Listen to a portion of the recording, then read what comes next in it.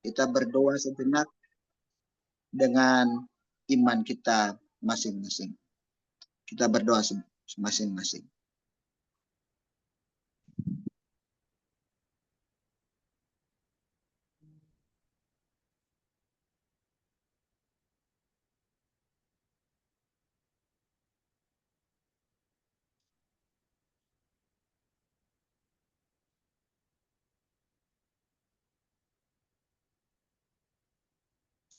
Sebelum kita melanjutkan acara inti malam ini, kita akan membacakan sebuah renungan malam ini yang berjudul pesan apa yang bisa kita makan.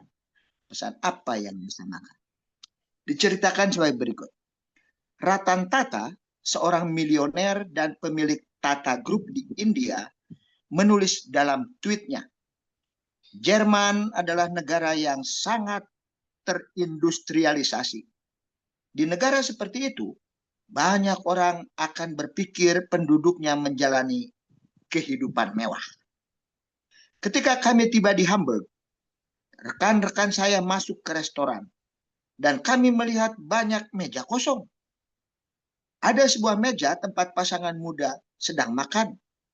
Hanya ada 2 piring dan 1 kaleng bir di atas meja. Saya bertanya-tanya, apakah makanan sederhana seperti itu bisa romantis? Dan apakah gadis itu akan meninggalkan pria yang pelit ini? Di tempat lain ada beberapa wanita tua di meja yang sedang juga menikmati hidangan yang disajikan pelayan, membagikan makanannya untuk mereka. Dan mereka akan menghabiskan setiap suapan di piring mereka masing-masing. Karena kami lapar, rekan lokal kami memesan lebih banyak makanan untuk kami. Ketika kami pergi, masih ada sekitar 1/3 makanan yang belum habis di atas meja. Ketika kami meninggalkan restoran, para wanita tua itu berbicara kepada kami dalam bahasa Inggris. Kami mengerti bahwa mereka tidak senang karena kami membuang-buang begitu banyak makanan. Kami sudah bayar makanan kami.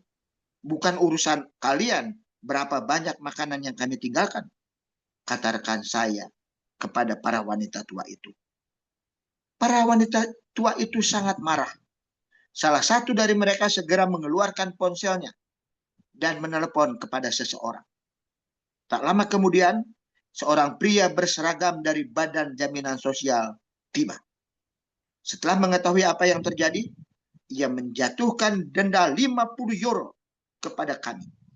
Kami semua terdiam. Petugas itu berkata dengan tegas, pesanlah apa yang bisa kalian makan. Uang itu milikmu, tetapi sumber makanan milik masyarakat. Ada banyak orang lain di dunia yang menghadapi kekurangan sumber makanan itu. Kalian tidak punya alasan untuk membuang-buang makanan.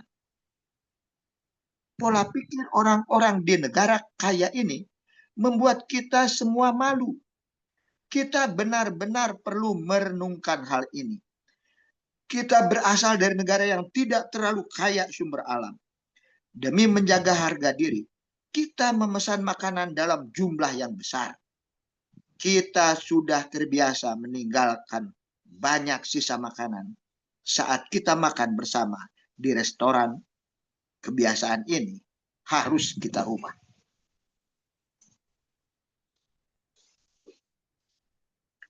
Raja Sulaiman menulis dalam Alkitab, dalam Amsal 21 ayat 20, berbunyi demikian. Harta yang indah dan minyak ada di kediaman orang bijak. Tetapi orang yang bebal memboroskannya. Ayat ini menyamakan orang boros dan orang bebal. Tuhan mengajarkan kita untuk berhemat, bukan pelit. Orang pelit adalah orang yang boros untuk dirinya sendiri. Orang pelit itu tidak murah hati, tapi orang boros juga salah. Justru kita harus menjadi orang hemat, mampu dan paham prinsip mengelola keuangan. Kita tahu uang yang harus dikeluarkan. Dan kita tahu cara merasa cukup dan bersyukur. Kiranya Allah memberkati kita semua. Amin. Mari kita berdoa. Untuk doa buka akan dipimpin oleh Saudara Tigor Panggabean. Mari sama-sama berdoa. Bapa kami yang di surga, kami mengucapkan syukur setelah beberapa minggu agak terganggu acara kami karena kesehatan, dan sekarang sudah memulai kembali. Berkatilah acara ini dari awal hingga akhir, peralatannya, demikian juga dengan para pembicaranya. Biarlah Roh Kudus bekerja pada hati kami masing-masing, sehingga apa yang kami dengar berguna bagi kehidupan kita. Di atas nama Yesus yang menjadi juru penyelamat kami. Amin. Amin. Amin. Baiklah, kita akan lanjutkan dengan lagu pujian. Lagu pujian akan disampaikan oleh sebuah grup bernama Ladies Ikatan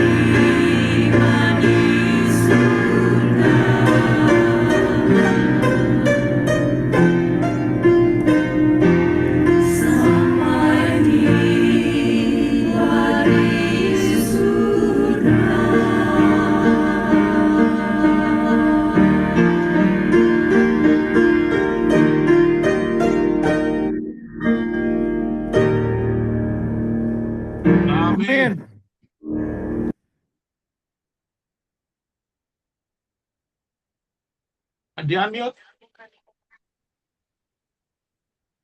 Suaranya cok, di unmute dulu.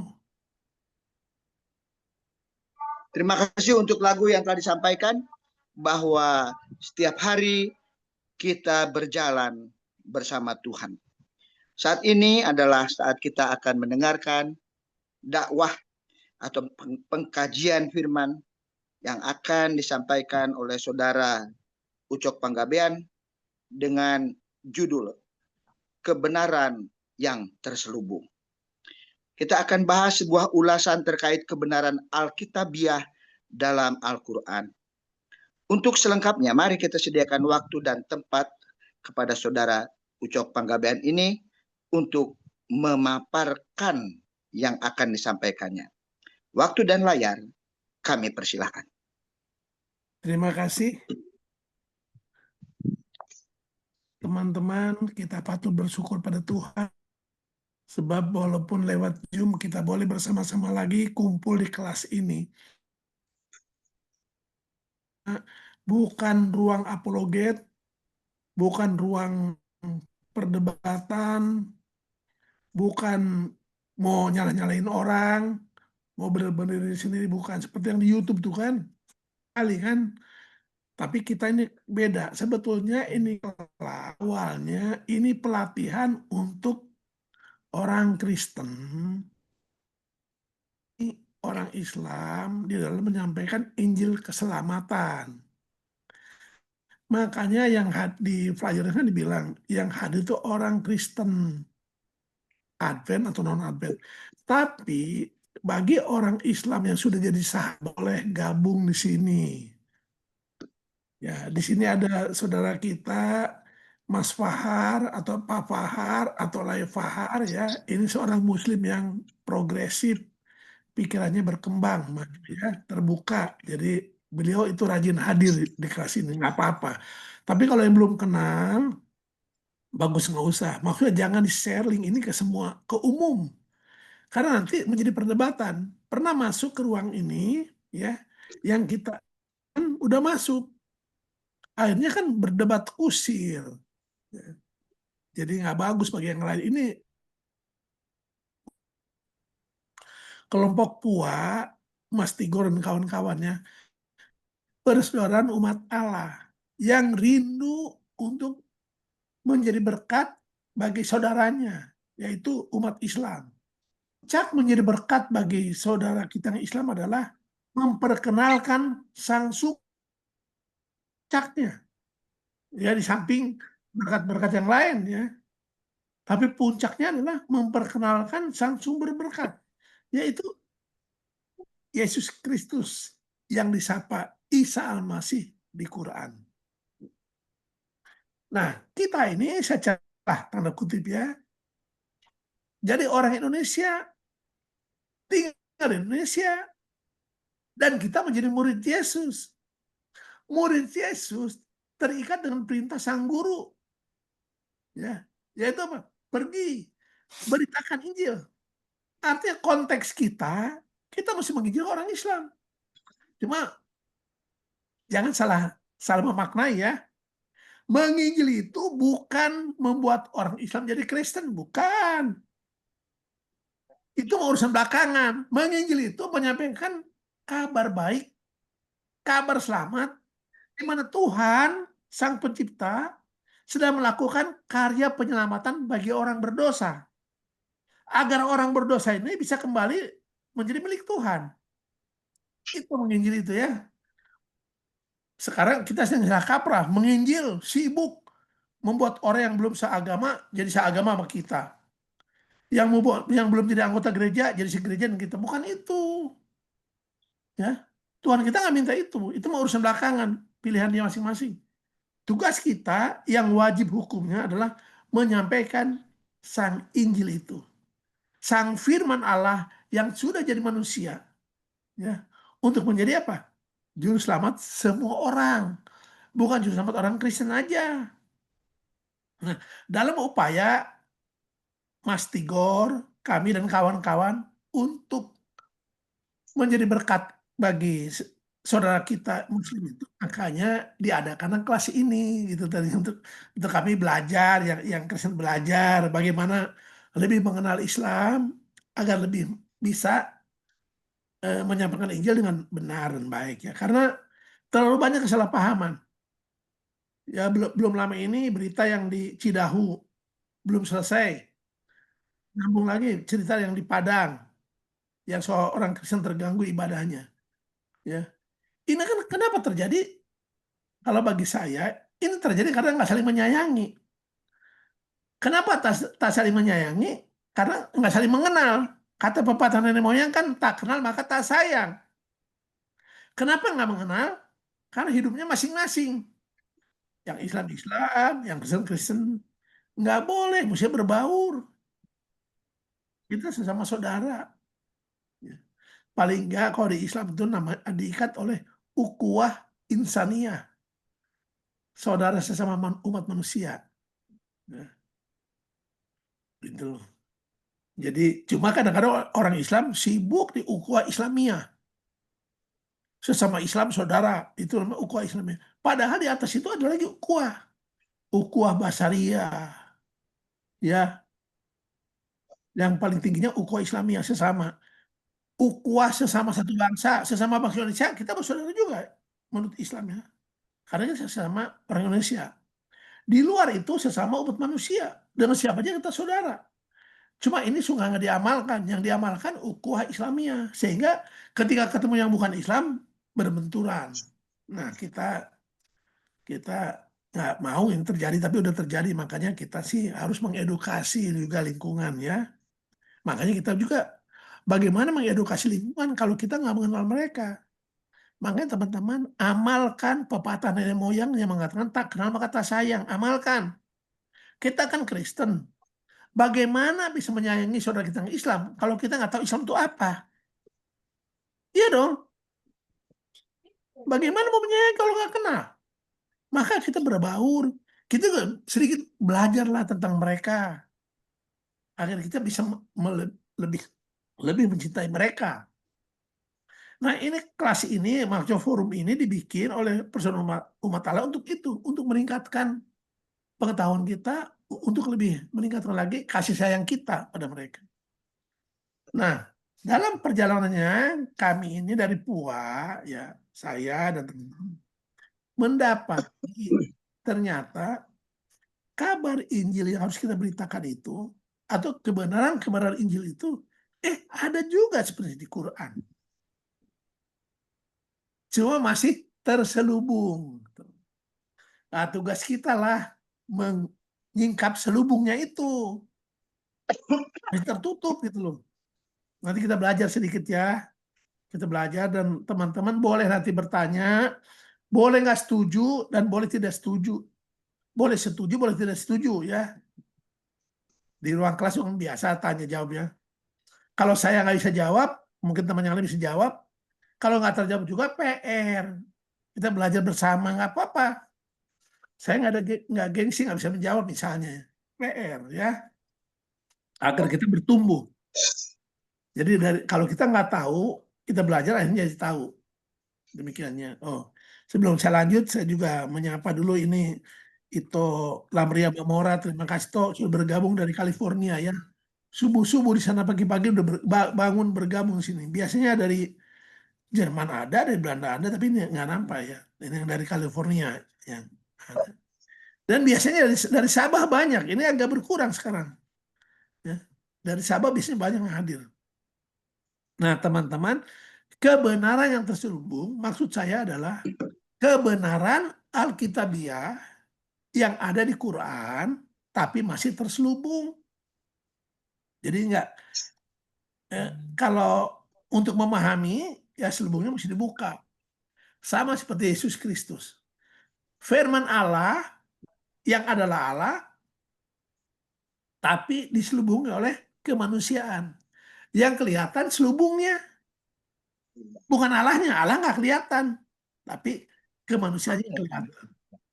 Nah, jadi teman-teman yang kekasih, eh, ini kan saya ada kesalahan teknis, jadi saya minta bantuan Mas Tigor yang share screen. Silakan Mas Tigor.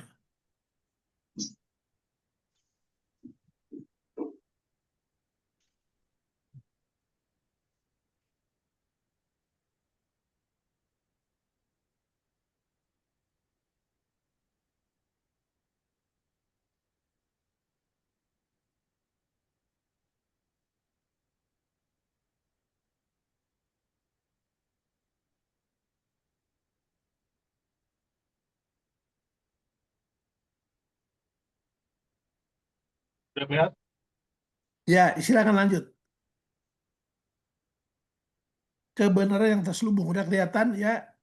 Ya, kebenaran Alkitabiah yang ada di Quran namun masih terselubung sehingga kebenaran tersebut tidak nampak dengan jelas. Ya, lanjut.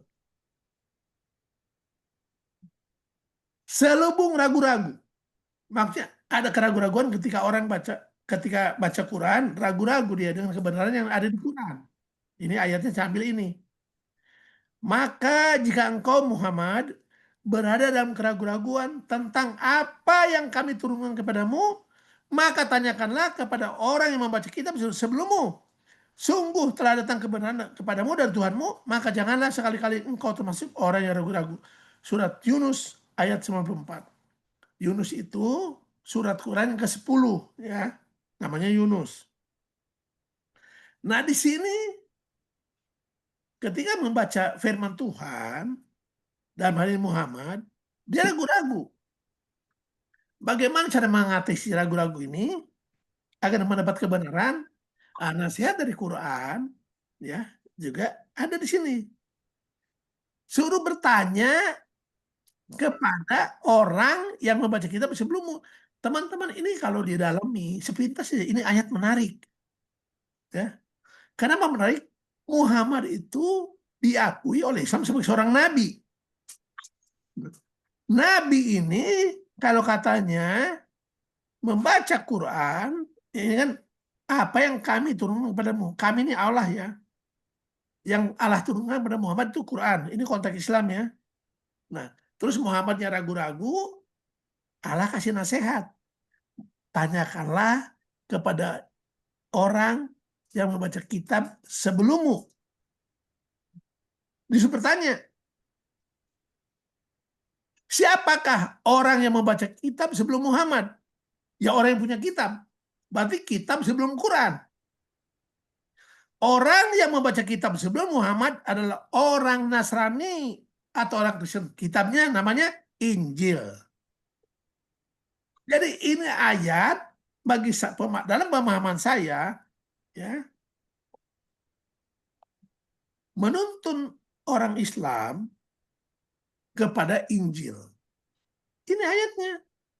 Makanya saya sering ngomong di mana-mana, silahkan baca Quran dalam terang Injil kalau nggak jelas. Jadi kalau kita baca Quran nggak jelas, tolong dicek ke Injil. Karena begini teman-teman, ini pemahaman Islam juga ya. Pertama kitab Taurat, lanjut kitab Mazmur Jabur, lanjut kitab Injil, lanjut kitab Quran. Ini cara berpikir Islam. Makanya orang Islam sering mengklaim Quran itu kitab yang paling sempurna karena terakhir.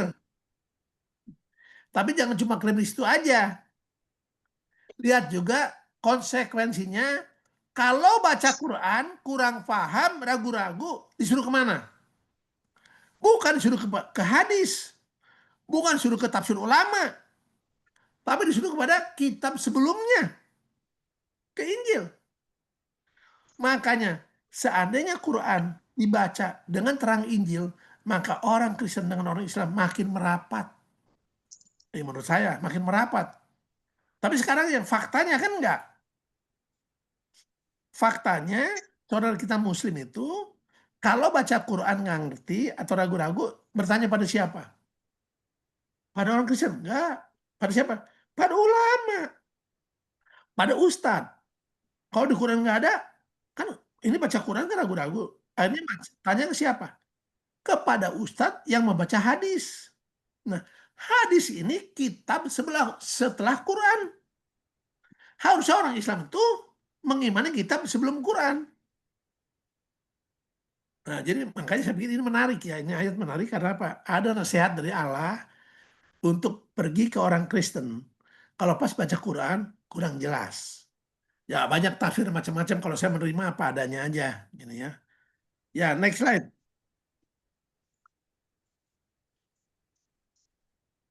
Nah, ini selubung ketidaktahuan. Ya. Ayatnya ini 16, Quran surat 16 ayat 43.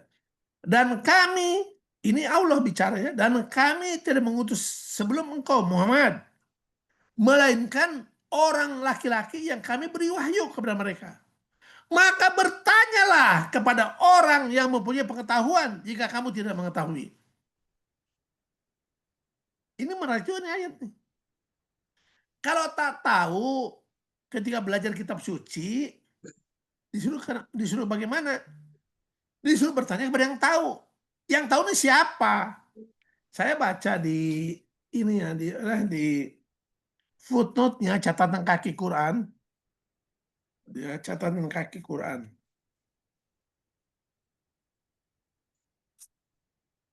Saya nggak tampilkan di PowerPoint-nya.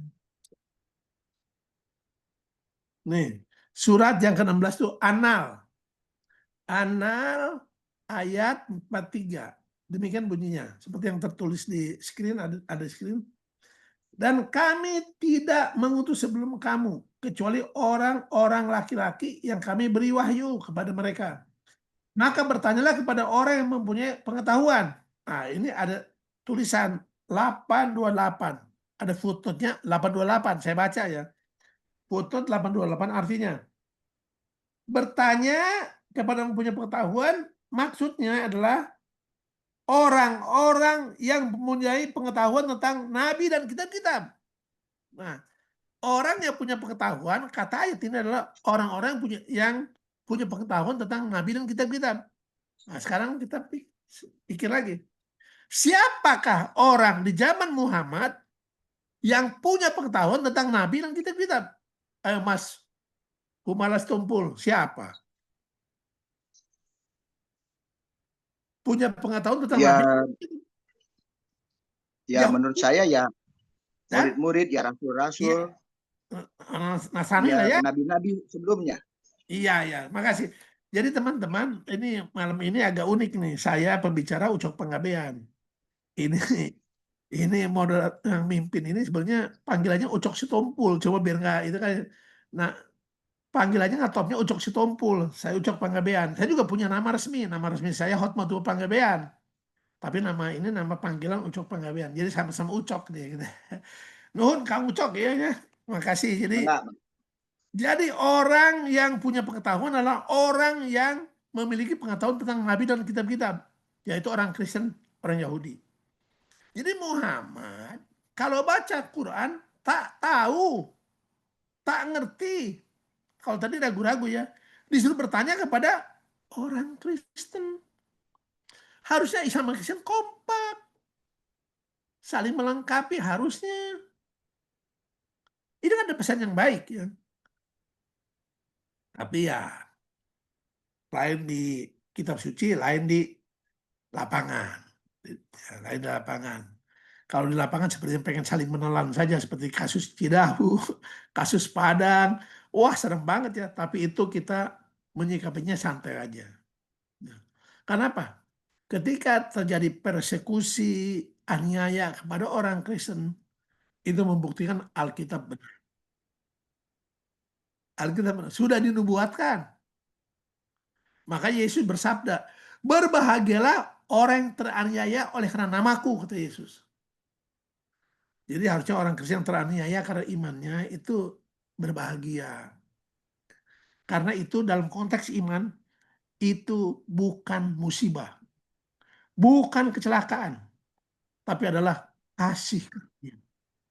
Murid Yesus tersebut mendapat karunia teraniaya.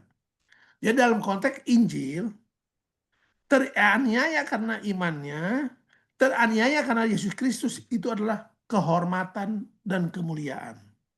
Bukan musibah. Bukan lambang kegagalan. Ya. Tuhan kita maha kuasa. Dan kita dikasih kuasa juga sama Tuhan kita. Saya yakin dan percaya, tidak ada yang terjadi pada seorang murid Yesus ya, tanpa Yesus izinkan itu terjadi. Atau tak akan gugur bahkan sehelai rambut pun kalau Tuhan tak izinkan. Jadi jangan takut. Hiduplah sebagaimana orang Kristen semestinya. Cuma kadang-kadang sering juga orang Kristen hidup nggak seperti orang Kristen.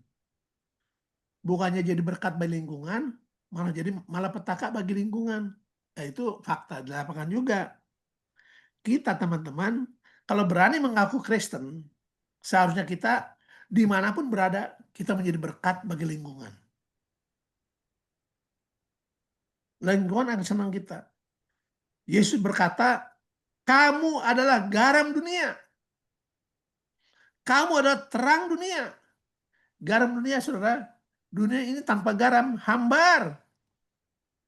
Jadi kita harusnya memberi cita rasa pada lingkungan, pada dunia. Kita garam. Memberi cita rasa kita harusnya. Dunia ini gelap. Tapi dengan adanya kita, dunia menjadi terang. Karena kamulah terang dunia. Jadi please, kita yang ngaku Kristen harusnya menyadari identitas kita itu siapa. Agar kita hidup sebagaimana identitas kita. Itu ya. Sehingga orang pun jadi senang bertanya pada kita kalau orang nggak tahu. Ini selevel Nabi aja, selevel Nabi bertanya sama orang Kristen, disuruh oleh Tuhannya. Maka saya pernah di dalam, ya kita ada perkumpulan udah saling mengenal ya. Saling mengenal nih. Udah cerita lama ini. Sama teman-teman saya bilang gini, kawan-kawan, kalau kalian baca Quran, kurang paham, kurang ngerti, jangan tanya ustadz. Tanya Ucok Panggabean. Ya, setengah bercanda. Ada dasar ayatnya ada. Gitu. Ya, saya ngomong gini karena apa? Sudah kenal. Ya, ini grup gitu ya. Oke, lanjut lagi, Mas Tigor. Berikutnya. Selubung berikutnya adalah selubung salah tafsir. Sehingga kebenaran Yesus sebagai firman Allah tersamarkan. Jadi sekarang masuk ke lebih ke Injil ya. Yesus atau Isa Masih adalah firman Allah. Yohanes 1 ayat 1. Pada mulanya adalah firman. Firman itu bersama-sama dengan Allah dan firman itu adalah Allah. Ini kebenaran Alkitabiah yang tidak perlu tafsir. Terima apa adanya. Nah, ternyata Yesus sebagai firman di Quran ada, teman-teman. Ada di Quran, ini ayatnya. Ingatlah ketika para malaikat berkata, wahai Maryam, sesungguhnya Allah menyampaikan kabar gembira kepadamu tentang suatu kalimat dalam kurung firman darinya. Dalam kurung yaitu seorang putra. Namanya Al-Masih, Isa putra Maryam. Seorang terkemuka di dunia dan di akhirat, termasuk orang-orang yang didekatkan kepada Allah. Nah ini jangan baca sepintas. Coba baca pelan-pelan dan diresapi. Maryam yang perawan mendapat kabar gembira tentang kalimat. Dibilang bukan tentang anak, tentang kalimat, tentang firman. Darinya dari siapa? Dari Allah. Ya. Jadi Maryam yang seorang perawan dapat kabar gembira, dikasih kalimat, dikasih firman oleh Allah. Dalam kurung ya itu seorang putra. Jadi kalimatnya seorang putra, namanya Al-Masih. Isa putra. Nah, kalau di Injil Yohanes 1 ayat 1 ini beningnya. Nah, di Yohanes 1 ayat 14 dikatakan firman itu menjadi manusia. Jadi agak lebih detail. Kalau ini kurang enggak ya? Langsung aja disebut kalimat tapi manusia. Kalau ini saya bacakan di Injil ya. Yohanes 1 ayat 14. Ini yang tampil di layar itu Yohanes 1 ayat 1. Ayat 14-nya demikian. Firman itu telah menjadi manusia dan diam di antara kita dan kita telah melihat kemuliaannya, yaitu kemuliaan yang diberikan kepadanya sebagai anak tunggal Bapa, penuh kasih karunia dan kebenaran. Jadi lebih detail. Firman Allah yang adalah Allah, ya. Yohanes 1 ayat 1, nanti di ayat 14 jadi manusia. namanya Yesus Kristus. Nah, kalau di sini Allah ngasih kalimat, ngasih firman kepada Maria yang perawan. Firman itu adalah seorang putra namanya Al-Masih. Ini langsung mungkin digabung langsung ya, agak susah memahami. Ya. Nah, makanya teman-teman, saya berkata, Quran dengan Injil sepakat menyapa Yesus sebagai firman Allah. Nah, sepakat, ini ayatnya. Tapi orang Kristen dan orang Islam nggak sepakat tentang makna firman Allah. Ini masalahnya. Orang Kristen tidak menafsirkan Injil. Orang Kristen menerima Injil apa adanya. Yohanes 1 ayat 1. Pada mulanya adalah firman. Firman itu bersama-sama dengan Allah. Dan firman itu adalah Allah. Amin. Itu. Tapi ketika firman Allah ini di Quran ditafsir, firman Allah bukan Allah. Tapi firman ciptaan Allah. Ini tafsir ya. Kalau ayatnya begini nih, ayatnya begini. Di sini jelas loh. Jelas di ayat ini di Ali Imran 45 jelas bahwa firman itu menjadi manusia. Cuma nggak detail ya, jelas. Orang firmannya datang ke perawan, kok akhirnya perawannya melahirkan anak laki-laki yang namanya Yesus. Jadi saya ulangi lagi, orang Kristen tidak menafsirkan Injil, menerima apa adanya Injil. Orang Islam menafsir Quran. Makanya ketika Yesus firman Allah, artinya Yesus itu ciptaan Allah. Artinya Allah berfirman, maka jadilah Yesus. Sudah melenceng artinya. Maka saya pikir ini saya sebut salah tafsir. Udah melenceng. Perhatikan teman-teman. Di Kristen percaya firman jadi manusia. Ayatnya ini dan ayat yang saya bacain. Ya. Firman jadi manusia. Nah di Islam, pemahaman Islam, firmannya nggak jadi manusia. Tapi firman Allah menjadikan manusia Yesus gitu loh. Beda pemahaman yang sangat kontras. Saya ulangi lagi di Injil ya. Yohanes 1 14. Firman itu telah menjadi manusia. Jadi firman Allahnya jadi manusia. Bukan firman Allahnya menciptakan manusia Yesus, bukan. Beda. Quran dan Injil sepakat menyapa Yesus sebagai firman Allah. Tapi cara memahaminya beda.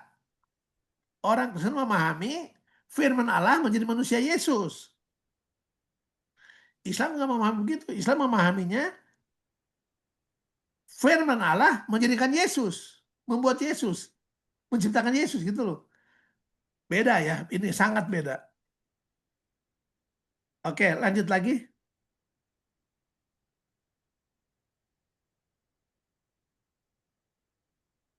Nah, ini tolong dibacain Mas Tigor, ini aku terpotong atasnya. Kebenarannya. Kebenaran Yesus sebagai pencipta terselubung oleh kesalahan narasi. Oh ya. Oh ya, betul. Kebenaran Yesus sebagai pencipta terselubung oleh kesalahan narasi. Ini mohon maaf ya, ini pendapat saya ya. Nanti boleh setuju, boleh nggak setuju. Tapi saya ada referensinya. Nih, tadi Yohanes 1 ayat 1, sekarang ayat 3 baca. Segala sesuatu dijadikan oleh Dia, dan tanpa Dia tidak ada satupun yang telah jadi, dan segala yang telah dijadikan. Jadi Yesus itu pencipta. Kenapa Yesus disapa pencipta? Kenapa? Karena Dia adalah firman Allah. Firman Allah itu pencipta, bukan ciptaan. Jadi firman Allah itu pencipta, bukan ciptaan. Saya tanya teman-teman di sini, boleh jawab ya. Dengan cara apakah atau dengan cara bagaimanakah Allah menciptakan segala sesuatu? Boleh kalau mau jawab teman-teman, dengan cara bagaimana? Terima kasih yang menjawab tuh. Terima kasih brother. Dengan cara berfirman. Berfirmanlah Allah, maka jadi. Terus kata saudara kita Muslim, firman Allah itu ciptaan Allah. Saya tanya kepada saudara saya, dengan cara bagaimanakah Allah menciptakan firman-Nya? Oke, silakan jawab lagi. Siapa? Dengan cara bagaimana? Dengan cara berkata, dengan cara berfirman. Oh, gitu. Ya, berarti udah ada firman dong. Kan firman perkataan. Kalau pertanyaan pertama, dengan cara apakah Allah menciptakan firman? Allah menciptakan segala sesuatu. Gampang, dengan cara berfirman. Tapi sejak firman dikatakan ciptaan, pertanyaannya, dengan cara apakah Allah menciptakan firman? Begini ya? Maka jadilah firman. Kan firman itu perkataan. Tak bisa dijawab ya, nggak bisa. Makanya lebih gampang pemahaman Injil yang kita terima. Firman Allah kekal bersama Allah. Begitu ada Allah, adalah Allah yang punya firman. Nggak pernah Allah dulu, tapi belum punya firman. Baru Allah menciptakan firman. Baru nanti Allah menciptakan roh. Ini salah lah. Kalau pemahaman ini salah, nggak tepat ya. Jadi, dan lagi, seandainya firman Allah itu ciptaan Allah, berarti dahulu kala sebelum Allah menjadikan firman Allah, Allah tak punya firman. Allah tak punya perkataan. Kalau Allah tak punya perkataan, berarti tak bisa ngomong. Kalau Allah nggak bisa ngomong, artinya apa? Kalau Allah nggak bisa ngomong, artinya apa Allah? Bisu. Bisu. Tak mungkin Allah bisu. Ya. Manusia itu nggak bisa ngomong, itu bisu. Tak mungkin Allah bisu. Makanya suka tidak suka, senang tak senang, kita harus akui. Firman Allah kekal bersama Allah. Begitu ada Allah, langsung Allah yang punya firman. Ini pemahaman Injil ya, bukan tafsir orang Kristen, bukan pemahaman Injil. Nah, disini katakan kebenaran Yesus sebagai pencipta terselubung oleh kesalahan narasi. Kenapa saya sebut kesalahan narasi? Karena gini, saya bacakan dulu satu ayat Qurannya yang tidak ada di PowerPoint ini. Quran surat 22 ayat 73. Saya bacakan dulu ya. Quran 22 ayat 73 ini surat Al-Hajj ayat 73. Demikian bunyinya. Hai manusia, telah dibuat perumpamaan, maka dengarkanlah olehmu perumpamaan itu. Sesungguhnya segala yang kamu seru selain Allah sekali-kali tidak dapat menciptakan seekor lalat pun, walaupun mereka bersatu untuk menciptakannya. Ya udah, saya potong sini ya, menghemat waktu aja. Karena yang berikutnya nggak mengubah makna. Saya ulangi lagi. Hai manusia, telah perumpamaan, maka dengarkanlah olehmu perumpamaan itu. Sesungguhnya segala yang kamu seru selain Allah sekali-kali tak dapat menciptakan seekor lalat pun, walaupun mereka bersatu menciptakannya. Walaupun mereka bersatu untuk menciptakannya. Dan jika lalat itu merampas sesuatu dari mereka, tiadalah mereka dapat merebutnya kembali. Dan lalat itu amat lemahlah yang menyembah, dan amat lemah pula yang disembah. Jadi teman-teman, mencipta itu hanya Allah yang bisa. Ya, ini kata Quran loh. Walaupun semua bersatu, malaikat bersatu, para rasul bersatu, para nabi bersatu, tak bisa menciptakan seekor lalat pun, kata ayat tadi. Bayangin, bikin lalat tadi nggak bisa. Itu menunjukkan bahwa hanya Allah yang bisa mencipta. Dan ini ayat Alkitabiah. Ya, hanya Allah yang bisa mencipta. Nah, makanya saya sebut di sini ada kesalahan narasi. Kenapa kesalahan narasi? Ini kita baca ayatnya. Ali Imran 49. Dan sebagai rasul kepada Bani Israel, Ia aku datang kepada kamu dengan suatu tanda atau mujizat dari Tuhanmu, yaitu aku membuatkan bagimu sesuatu dari tanah berbentuk burung, seperti burung. Lalu aku meniupnya, maka ia menjadi seekor burung yang dinyalakan. Tolong ya di mute dulu ya, teman-teman, tolong di mute dulu lah, biar jangan mengganggu. Ya, sorry. Itu Rio Intan tolong di mute ya, atau host mute dulu. Suara-suara ya, nanti kalau mau bertanya boleh di unmute. Nah, kenapa saya sebut ada kesalahan narasi? Lihat, sebagai rasul kepada Israel, ini mencipta bukan tanda kerasulan. Quran yang saya baca tadi, mencipta adalah tanda. Boleh jawab, Bang? Mencipta adalah bukti Keilahian. keilahian. Terima kasih, keilahian, kealahan, bukan kerasulan. Ayatnya jelas. Kenapa kita menyembah Allah? Karena Allah adalah sang pencipta kita. Kita menyembah Allah bukan karena Allah maha baik, maha esa, maha kuasa, bukan. Kita menyembah Allah karena dialah pencipta kita. Ibadah itu, saudara, dari ciptaan kepada pencipta. Itu. Maka maaf, saya sebut ini kesalahan narasi nih ayat. Kok bukti PowerPoint-nya dihilang tampilannya? Sebentar ya, ada ini gangguan. Ya nggak apa-apa. Aku ngomong terus. Jadi bukti kerasulan itu banyak. Tuhan bisa kasih mujizat apa saja ke manusia, ke nabi dan rasul, bisa apa aja, kecuali satu, mujizat mencipta. Tuhan tidak akan mendelegasikan kuasanya kepada makhluk agar makhluk itu bisa mencipta, tidak akan terjadi. Mencipta adalah hak prerogatif kealahan. Kalau dalam kenegaraan, hak prerogatif presiden adalah abolisi, amnesti, angkat menteri. Itu ada kabar baik bagi yang sudah diputus bersalah. Gara-gara presiden. Dek, gue mau hilangin ini gambar gue. Kalau gini itulah. Jadi gara-gara presiden kita menggunakan hak prerogatifnya, maka orang yang salah pun menjadi bebas, bukan menjadi nggak bersalah, menjadi bebas. Itu namanya hak prerogatif. Hak yang hanya dimiliki eksklusif oleh kepala negara, presiden kita. Itu hak eksklusif. Nah, hak eksklusif Allah adalah mencipta. Jadi nggak ada Tuhan ngasih nyuruh Nabi mencipta, nggak ada.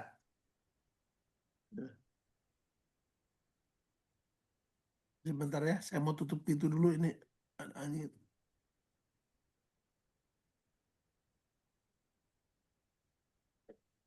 Sorry, anjing buka pintu, jadi apa kan ini ruangan ber-AC jadi nggak adem nanti. Sorry ya.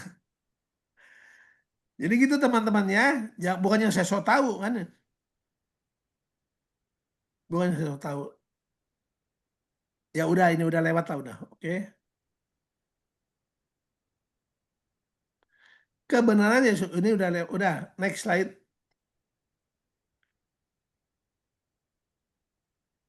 Ya, ini kebenaran. Karena pada garis hitamnya. Kebenaran. Kebenaran tentang baptisan terselubung karena ada kata yang tak diterjemahkan. Ada doktrin Alkitabiah ya tentang baptisan.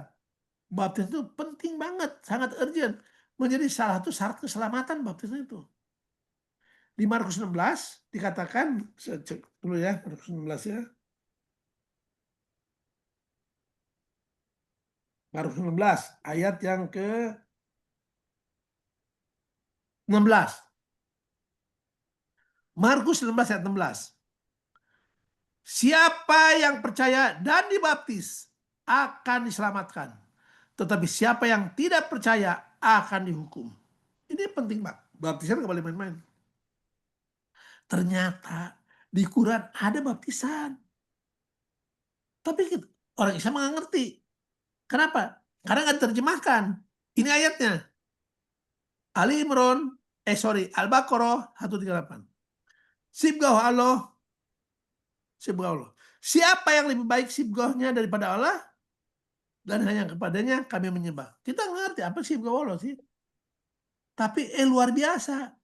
Di Quran bahasa Inggris, saya punya Quran bahasa Inggris ini ya teman-teman. Nih, ada Quran bahasa Inggris saya nih.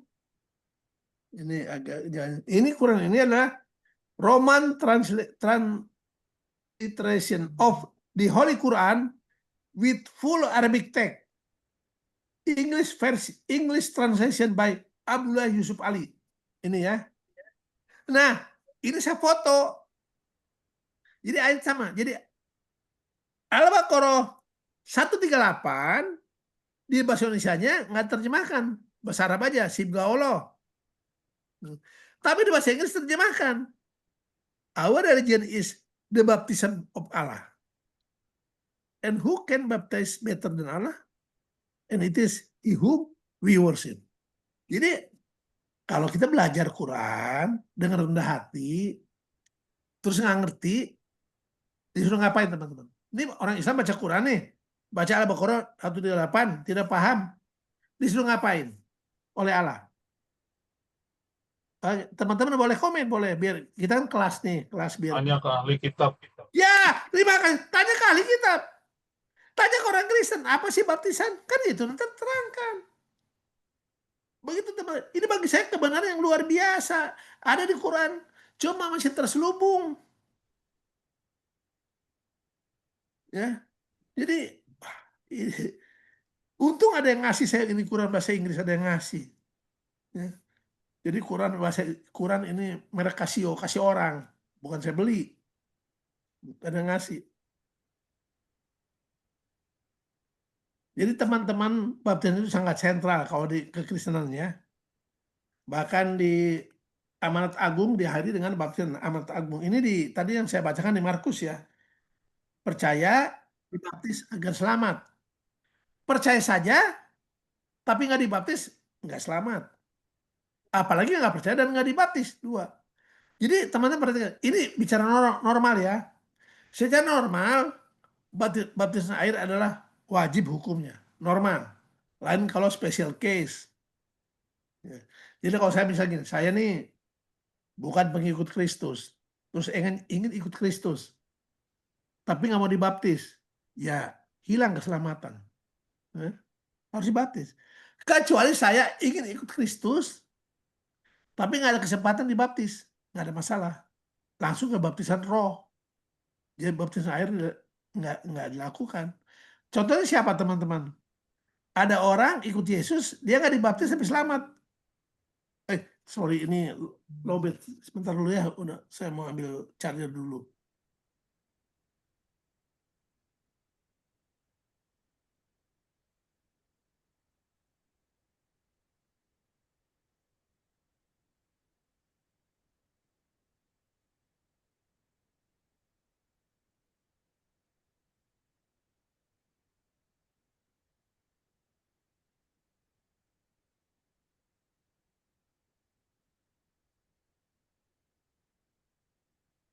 Sorry teman-teman, nggak ada orang di rumah, cuma saya sendirian. Ya udah.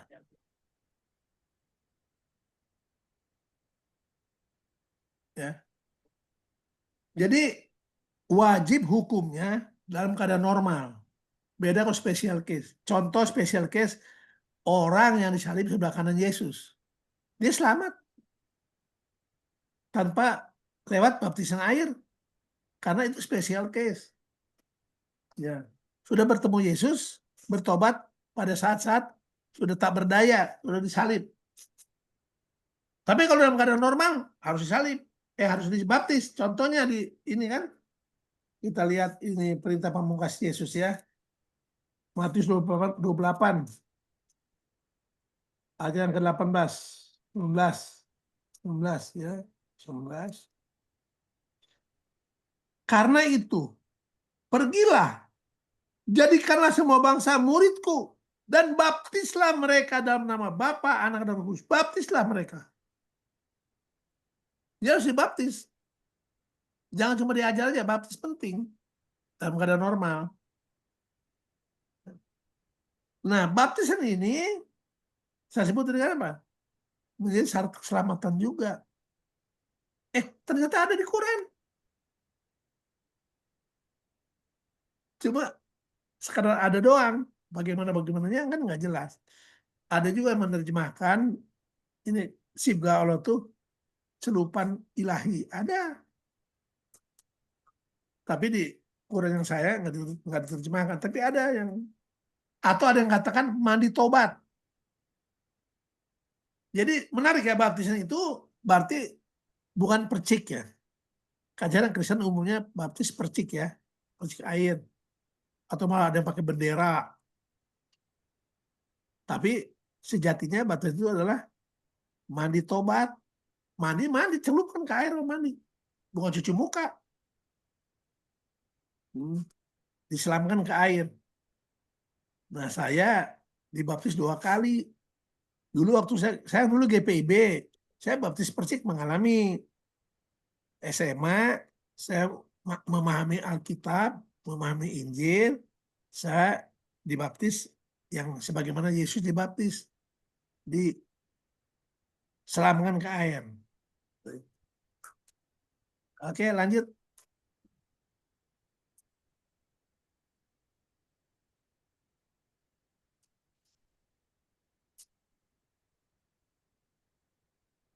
Nah, selubung salah menerjemahkan. Nah, sebelum saya lanjut, saya mau nyapa dulu. Tadi ada sahabat saya, Ibu Betty. Tadi ada buka kamera. Teman-teman, Ibu Betty ini satu angkatan saya di UNAI.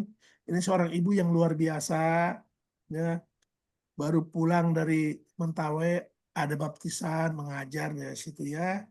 Yang sudah diajar memang udah diajar lama, dari mulai saya waktu ada di Padang, belum sempat baptis Ibu Betty. Makasih Bu Betty udah gabung di Zoom ini, teruslah berkarya memberitakan Injil keselamatan pada orang lain. Nah, selubung salah menerjemahkan. Maksudnya gara-gara salah menerjemahkan, jadi kebenarannya tertutup gitu loh. Yaitu ini. Saya ambil Quran 37 itu As-Saffat ayat 107. Ini bahasa Arabnya demikian nih. Wa fadainahu bijibin ajim. Ajim ya. Diterjemahkan oleh Departemen Agama Republik Indonesia, dan kami tebus anak itu dengan seekor sebelin yang besar. Ini jadi salah. Kalau bicara besar sebenarnya bicara ukuran ya. Besar kecil. Ya. Jadi bicara ukuran. Ini saya udah cek kepada yang ngerti bahasa. Sayangnya teman saya nggak hadir ya. Pak Niko kah atau Pak yang jago bahasa Arab. Agung. Jadi harusnya dan kami tebus anak itu dengan seekor sembelihan yang agung, bukan besar. Jadi kalau agung bukan bicara ukuran. Kenapa? Kenapa demikian? Karena ini merujuk kepada apa? Pemenuhan dari lambang kurban itu. Kurban itu lambang. Kurban hewan itu lambang. Nah, yang di lambang itu siapa? Yaitu Yesus. Itu loh. Ya, makasih Yesus. Yaitu Sang Firman yang tadi kita beritakan yang jadi manusia.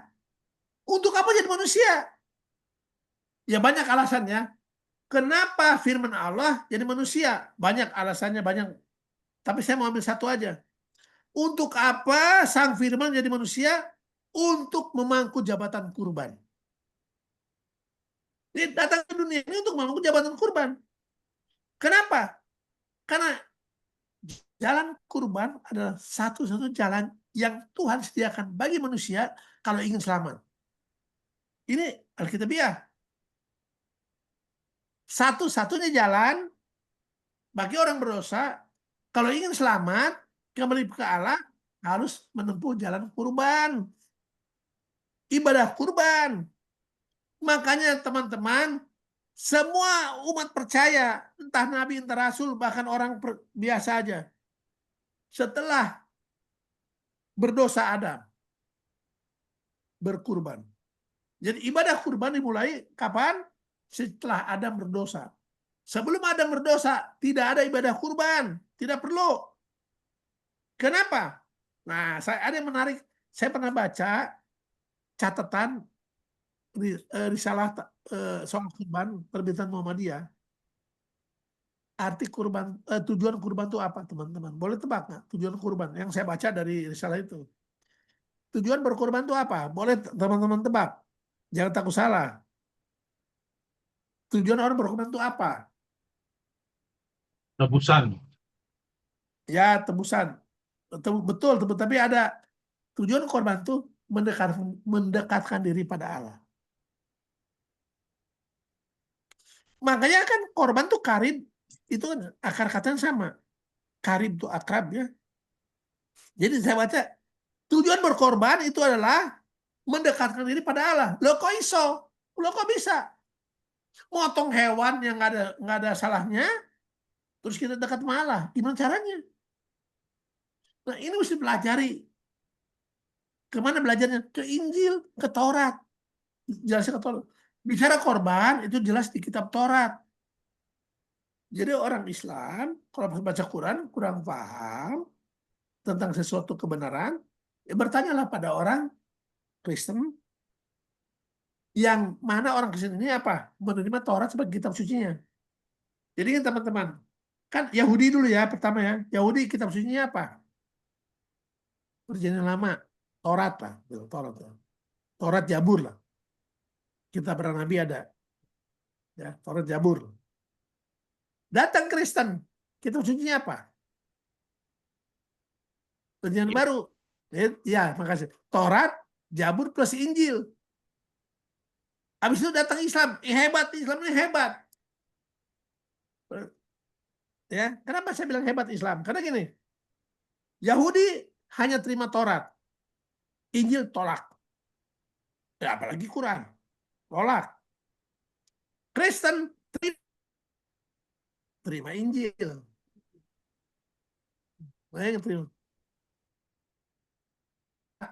Terima Taurat, terima Injil, dan terima Quran. Harusnya. Tapi pada praktiknya, Taurat Injil malah diabaikan. Hanya pegang Quran saja pada praktiknya. Harusnya kan enggak. Harusnya kan enggak. Nanti kita belajar lebih lanjut ya. Jadi, bagi saya ini persoalan besar. Soal besar dan agung ini persoalan besar ya. Bukan persoalan sepele, sekedar salah kurang pas menerjemahkan. Ada konsekuensi teologisnya di sini ya. Tadi bicara, kami tebus anak itu. Anak itu siapa? Orang Kristen berdebat sama orang Islam. Siapa anak itu yang dipotong? Islam bilang Ismail. Kristen bilang Ishak. Kita tidak usah berdebat itu. Nggak penting Ishak atau Ismail. Karena nggak jadi. Nggak penting. Yang terpenting bukan Ishak atau Ismail, tapi apa? Domba tebusan itu yang penting. Domba ini. Teman-teman kalau ingat kisahnya, Ibrahim disuruh berkurban anaknya ke Bukit Muria. Ibrahim disuruh berkorban anaknya ke Bukit Muria. Makanya Ibrahim bawa anaknya, bukan bawa domba. Dia bukan bawa domba, dia bawa anaknya. Tanpa ngasih tahu ke anaknya bahwa dia akan dikorbankan. Bawa. Di puncak bukit, Ibrahim korbankan siapa? Domba. Nah loh, yang dibawa anak sesuai perintah. Perintah Allah, anak dikorbankan. Tapi sampai di puncak, sama Tuhan gak jadi. Dikasih domba, anak gak jadi. Makanya kenapa Ishak atau Ismail pun gak apa-apa? Kenapa Ishak atau kenapa anak Ibrahim hidup, tetap hidup waktu itu? Kenapa? Karena ada korban pengganti. Karena ditebus oleh Allah. Kita orang berdosa nih harus mati. Tapi puji Tuhan, tidak perlu mati. Maksudnya mati upah dosa ya, mati kekal ya. Bukan mati karena sakit perut, itu akibat dosa. Atau mati karena jatuh dari pohon, bukan itu. Kita tak perlu mati kekal, mati yang upah dosa. Kenapa? Karena kita sudah ditebus oleh oknum yang maha agung. Bukan oleh hewan. Hewan itu lambang doang. Oknum yang maha agung, yaitu apa? Yesus Kristus. Kalau dia terkemuka di dunia dan di akhirat. Kalau bahasa Matius, dia berkuasa di surga dan di bumi. Beda bahasa, beda narasi, sama maknanya. Dan itu adalah yang dilambangkan oleh domba yang menebus anak Ibrahim. Maka disebut seekor sembelihan yang besar. Wa fadenahu bijibhin ajim. Jadi ajim ini ada nama salah satu nama Allah. Di Islam itu ada Asmaul Husna namanya. 99 nama agung Allah. Salah satunya adalah ajim ini. Nah, nama agung Allah ini teman-teman dipakaikan kepada hewan. Loh kok iso? How come? Itu tertulisnya begitu. Kan ternyata kalau kita baca kitab suci, ternyata hewan tadi melambangkan kurban yang sejati, penebus yang sejati, juru selamat manusia, yaitu Yesus Kristus. Ini kebenaran ada di Quran. Saya di mana-mana ngomong, ini kebenaran yang Alkitabiah yang ada di Quran. Cuma orang Islam nggak tahu, orang Kristen nggak peduli. Kita nggak peduli. Kita sibuk sama Injil kita. Padahal kita harus memberkati orang Islam. Jadi padahal di Islam juga ada kisi-kisi. Ya. Ada sesuatu yang penting untuk menerangkan kebenaran itu. Begitu teman-temannya, ini luar biasa nih ayatnya. Kisah pengorbanan, rencana pengorbanan anak Abraham yang tak jadi gara-gara apa? Gara-gara Tuhan tebus. Jadi ada kata tebus ya. Jadi kita pun ditebus oleh Tuhan. Dalam hal ini oleh Tuhan, firman Tuhan yang jadi manusia. Ya, berikutnya.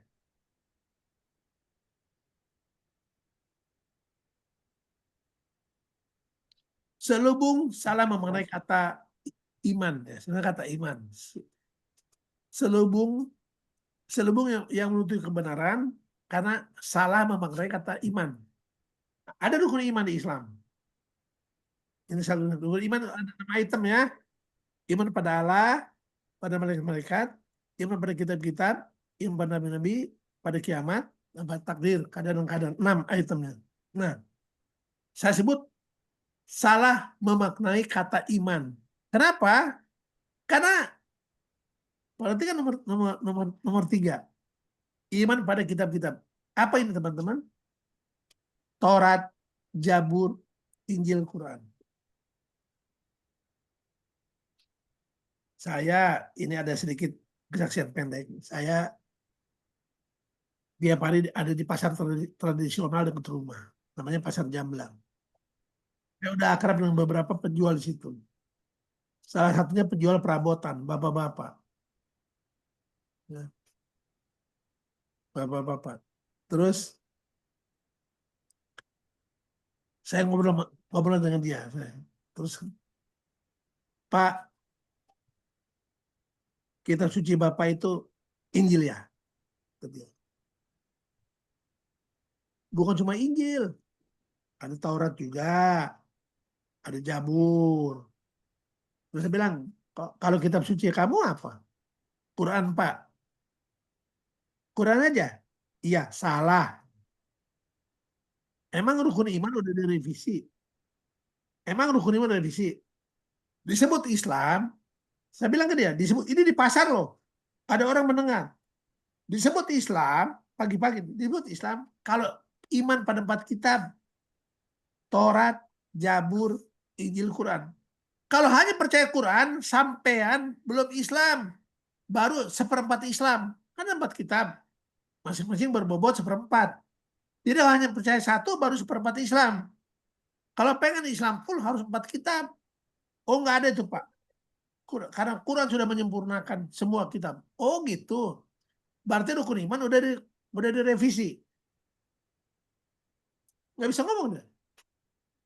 Apa udah revisi? Iman pada Quran saja. Yang lain enggak.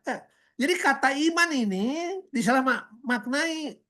Jadi teman-teman, saya bergaul sama Islam kan, sama Ustadz, sama teman-teman. Oh Pak, iman pada Injil artinya, iman pada Taurat artinya, dulu pernah ada kitab Injil, kitab Taurat itu artinya. Tapi kalau iman pada Quran, ya iman pada Quran artinya kita harus percaya dan harus terima dalam hati dan harus kita amalkan. Beda, udah beda makna ya. Padahal kalau tertulisnya iman pada kitab-kitab Taurat, Zabur, Injil, Quran, apa? Tapi mereka membedakan iman kepada Taurat dengan iman pada Injil dan iman pada Quran. Kalau iman pada Taurat Injil artinya saya percaya dulu ada kitab Taurat dan ada Injil. Kan juga lucu ini, ya.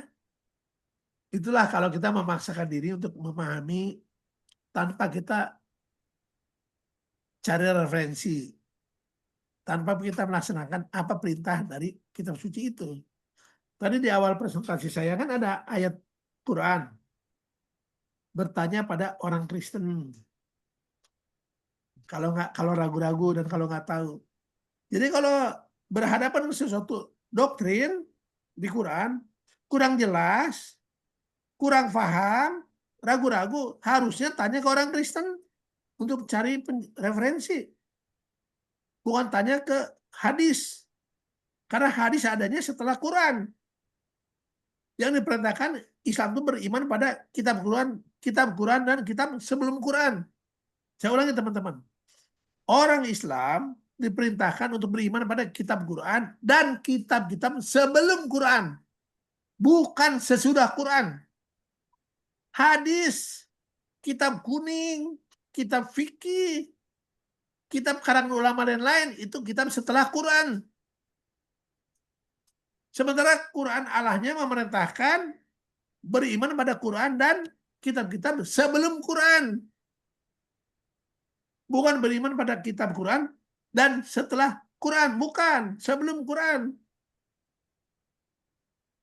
Tapi itu faktanya ya teman-temannya. Oke, lanjutlah. Lanjut lagi ya. Ini waktunya udah over. Nah, ada kebenaran Alkitabiah di Quran tentang sahabat. Ini bukan soal agama ya. Oh ini Advent, ini Yahudi, bukan.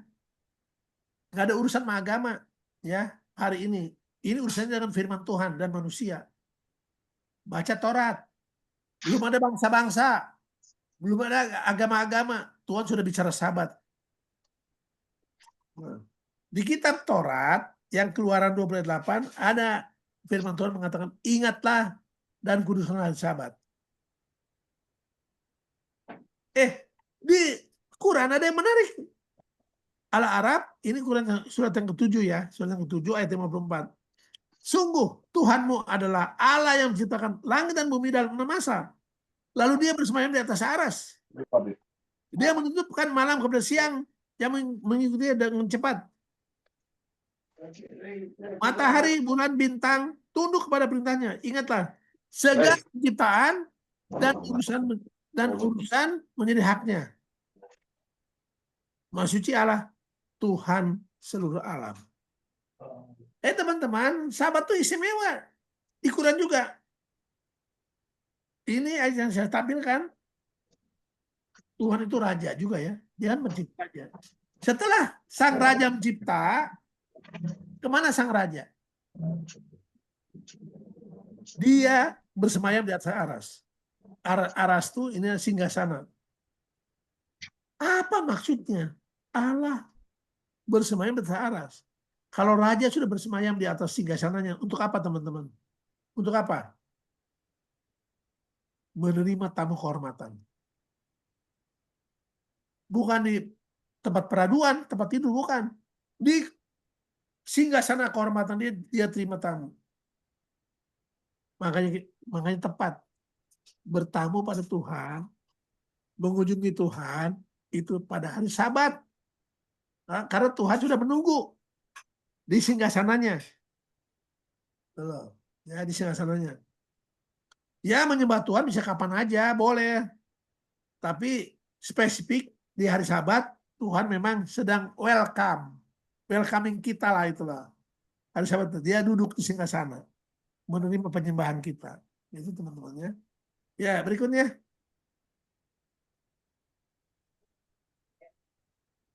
Ini yang terakhir mungkin teman-teman. Nah,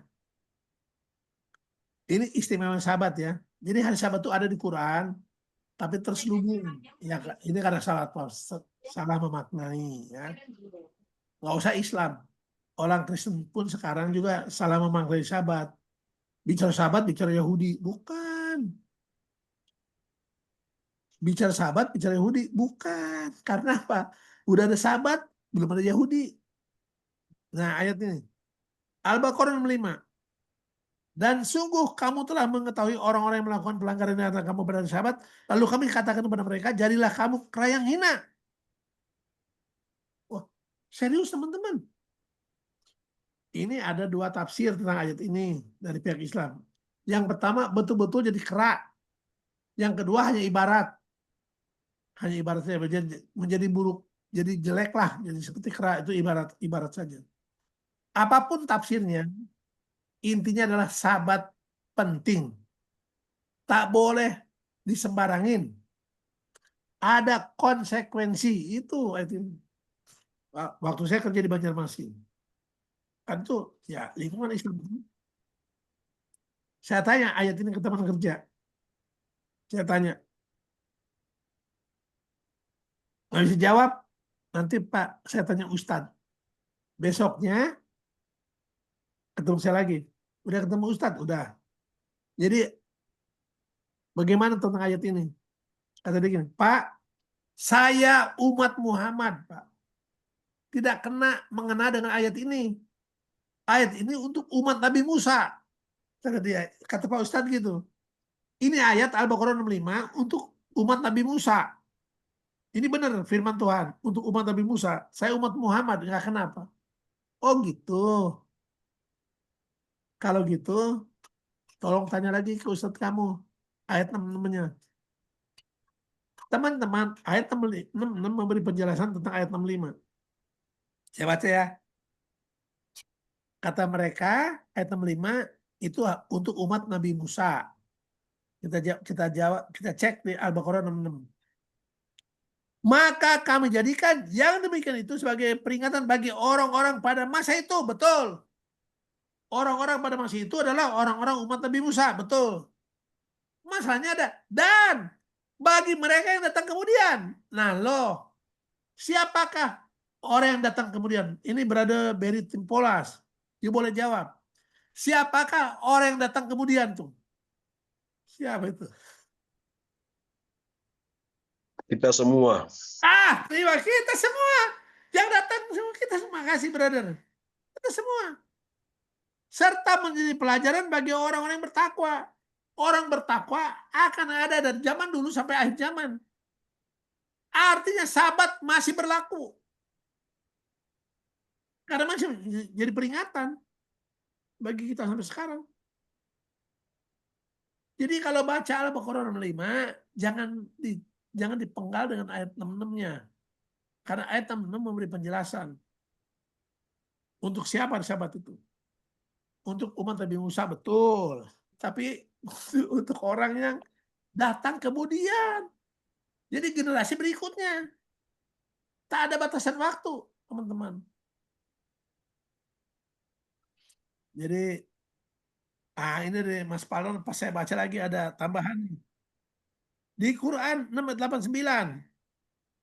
Wah, udah terhapus lagi. Nantilah dibaca di chatbox itu ada ya. Jadi teman-teman, saya pikir udah habis ya Mas Tigor ya? Iya. Habis ya?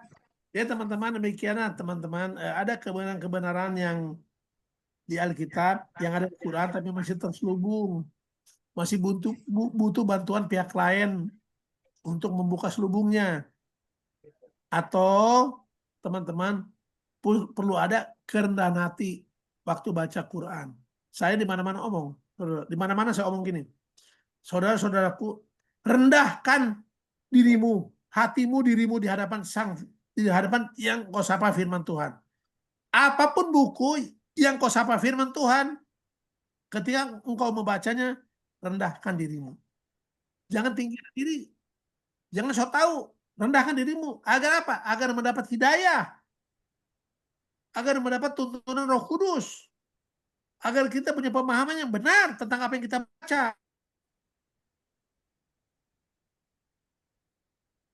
Teman, ini luar biasa. Tuhan kasih kisi-kisi ya. Tuhan kasih alat bantu yang banyak agar orang bisa mengenal kebenaran. Makanya terima kasih ini kelompok Persaudaraan Umat Allah yang sudah menyiapkan forum ini, kelas ini untuk kita belajar bersama tentang saudara-saudara yang harus kita kasih, yaitu umat Islam. Kita kasih, maka kita harus lebih tahu lagi. Kalau kita naksir pacar kita ingin serba tahu tentang apapun ya, hobinya, apa-apa, pengen tahu. Nah kita pun gitu, kalau kita cinta sama Islam, kita harus pengen serba tahu juga. Belajar kita, jangan hanya iman kita aja dipelajari. Iman mereka kita pelajari, agar apa? Agar kita bisa memperkenalkan sang sumber berkat itu, sang Injil itu pada orang lain. Terima kasih teman-teman untuk udah bergabung. Terima kasih perhatiannya. Saya tidak sapa satu-satu, teman-teman saya ada di Banjarmasin, Ibu Dewi Pangke ada dari tadi California, ada dari Kalimantan, ada dari mana-mana. Terima kasih sudah bergabung. Jadi kalau ada yang nggak pas, mohon dimaafin, tapi boleh bertanya di sini, boleh menambahkan, boleh setuju, boleh nggak setuju, ya. Nanti kita lihat ke referensinya. Terima kasih untuk kebersamaannya. Saya serahkan kepada moderator. Tuhan berkati. Terima kasih Pak Ucok Panggabean. Dan kita break sejenak sebelum diadakan atau yang akan memberikan pendapat atau tanya jawab. Kita dengarkan sebuah lagu dari salah seorang teman kita, kebanyakan kita kenal, yang bernama Donald Warren, berjudul Lord, I Can Even Walk.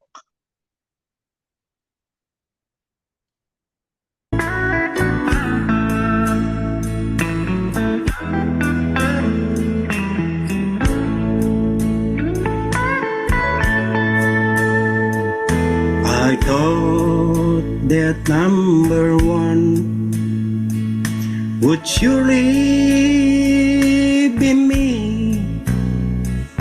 I thought I would be what I wanted to be. I thought I would build on life's sinking sand, but I can't even walk without you holding my hand. I thought that I could do a lot on my own. I thought I could make it all alone. I thought of myself as a mighty big man, but I can't even walk without you holding my hand. Lord, I can't even walk without you holding my hand. The mountain the valleys too high. Down on my knees, I learn to stand because I can't even walk without you holding my hand. I think that I make Jesus my own. From now on, when I'm in troubles, on Him I call. If I don't trust Him, I be less than a man, because I can't even walk without you holding my hand. Lord, I can't even walk without you holding my hand. The mountains too high and the valleys too wide. Down on my knees, I learn to stand because I can't even walk without you holding my hand.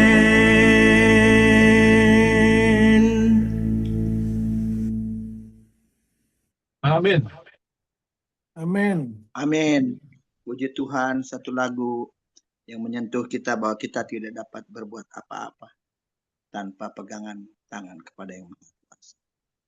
Baik, mungkin ada yang mau bertanya atau mau menambahkan atau apapun pendapat kita yang sehubungan dengan pelajaran malam ini perlu mungkin diperjelas atau didiskusikan. Boleh langsung menyebut namanya atau boleh Itu sudah sebutkan Raisen, atau- Mas Pahar, silakan. Pahar. Oh, Raisen, silakan. Ya, selamat malam. Malam. Saya sebagai penanya wajib. Enggak, ini benarnya gini, Bang Ucok. Pendapat saya kan selama ini Quran menerangkan tentang kitab sebelumnya. Nah, coba kasih beberapa contoh, padahal tadi Bang Ucok bilang, dan udah lama ngomong gitu bahwa baca Quran dengan terang Injil. Saya mohon kalau bisa contohkan beberapa ayat di Quran yang perlu diterangkan oleh Injil misalnya. Kalau nggak bisa beberapa, satu aja. Ada nggak kita baca Quran perlu bantuan Injil gitu? Bisa nggak? Terima kasih. Wah, banyak Pak Pahar, banyak. Ya misalnya makanya. Ya, Makanya, contoh. dia Ya, silakan. Kasih contohnya. Silakan teman-teman kalau mau partisipasi kasih contoh, silakan yang hadir Pak Palmer atau moderator boleh juga. Ya. Oh, silakan. Ya, saya Ya. mungkin yang ditanya Lai Ucok ya, tapi mungkin nanti Lai Ucok melengkapkan lah. Jadi Pak Fahar, selamat malam. Pertanyaan Pak Fahar itu bagus sekali ya, karena memang justru itulah makanya malam ini Lai Ucok itu menyampaikan apa-apa yang memang belum diterangkan.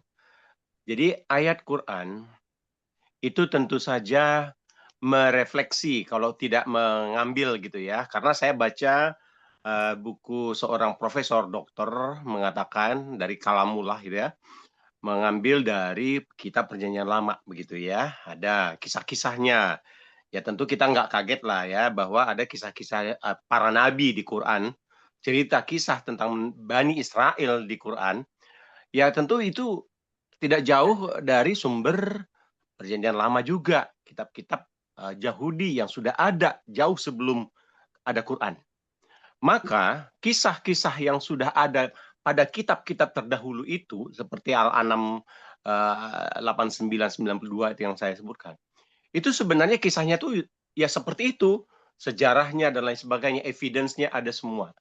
Tetapi ketika kita membaca misalnya satu ayat di Al-Quran, 2 ayat, 3 ayat di Al-Quran yang merujuk ke sana itu, nah nanti pembaca seperti kita ya di Kristen, kita akan melihat loh ini kok agak lari gitu ya, atau ini kok nggak seperti yang ada di sana di Perjanjian Lama atau di Tanakh atau di Taurat, begitu. Jadi pada waktu kita membaca ayat-ayat Al-Quran, tentu kita boleh dong membaca ya kan. Nah kita kan membaca seperti Lai Ucok tadi mengenai Isa itu, mengenai kisah Musa, katakanlah harusnya itu align, sinkron gitulah ya, align dengan apa yang memang sudah ada di dalam kitab Ibrani, kitab Perjanjian Lama, Taurat. Tetapi bila mana tidak, atau mungkin itu tadi terselubung dan lain sebagainya, nah itu jadi pertanyaan sebenarnya.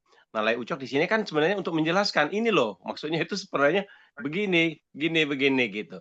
Jadi yang dimaksud dengan membaca ayat Quran, kemudian ya bagaimanapun juga pasti kaitannya dengan ada kisah-kisah yang sudah terjadi, yang sudah tertulis, yang sudah ada di kitab para nabi, Tanakh, Ibrani, dan juga Perjanjian Lama. Atau bahkan Injil. Nah, jadi kalau cerita mengenai Isa, kalau itu adalah putra perawan Yahudi yang bernama Maria, yang disebut Maryam, walaupun ada dengan sebutan saudara Harun, maka tentu saja kisah itu kembali ke abad pertama.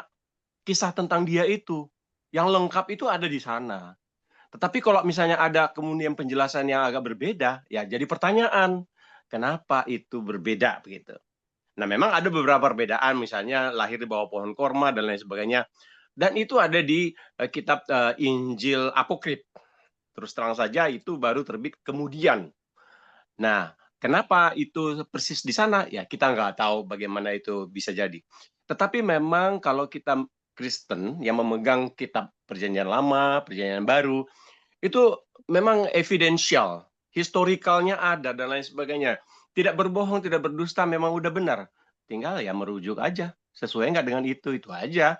Kalau enggak, nah ini yang tadi Lai Ucok menganggap, oh ini sepertinya terselubung, sepertinya harus ada dijelaskan lagi lah gitu.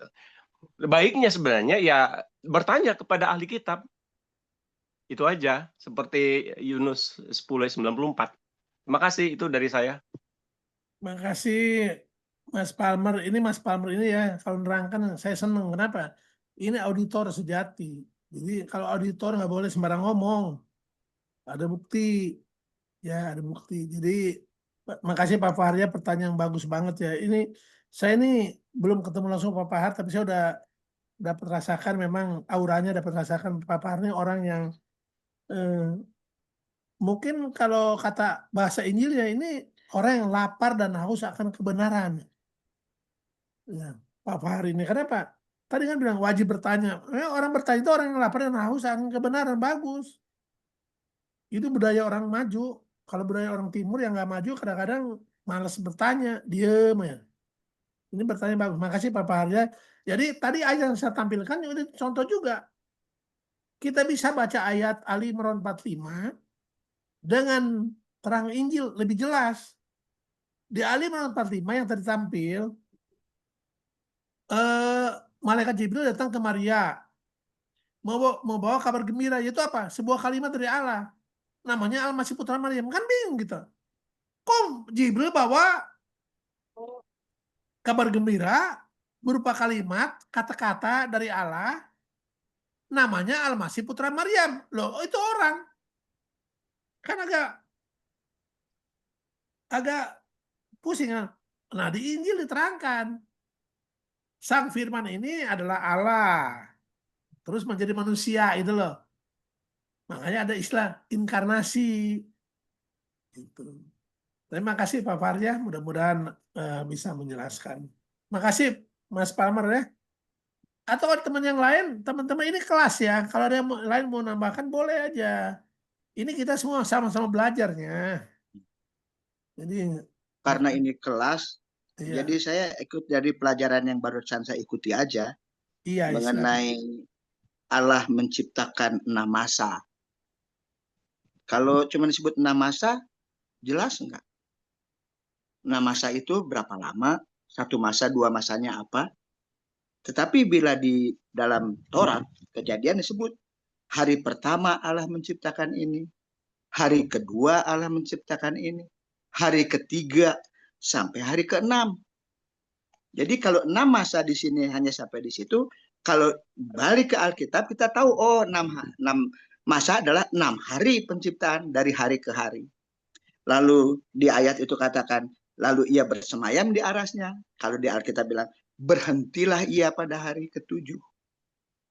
Jadi menurut saya sih, ini ada indikasinya 6 masa dan kembali ke arasnya. Tapi kalau di Alkitab dikatakan, hari demi hari disebut. Apa yang diciptakan hari pertama, hari kedua. Kalau menurut saya dengan membaca Kejadian 1, dibanding dengan membaca Araf ayat 54, akan lebih jelas membaca Kejadian pasal 1 dan 2. Itu pendapat saya. Amin. Mungkin ada yang lain sih. Makasih Mas Humala. Jadi you benar-benar menangkap ya. Jadi jelas jadinya. Makasih Mas Humala ya. Begitu teman-teman yang saya mau begini. Jadi ini pelajarannya kena ke kita kan. Oh iya. Nah, masa berapa lama? 1 tahun 1 masa. 1 hari 1 masa. Seminggu 1 masa bisa juga kan. Tapi diperjelas kalau pengen tahu. Lihat ke Taurat Injil. Itu bicara 6 hari.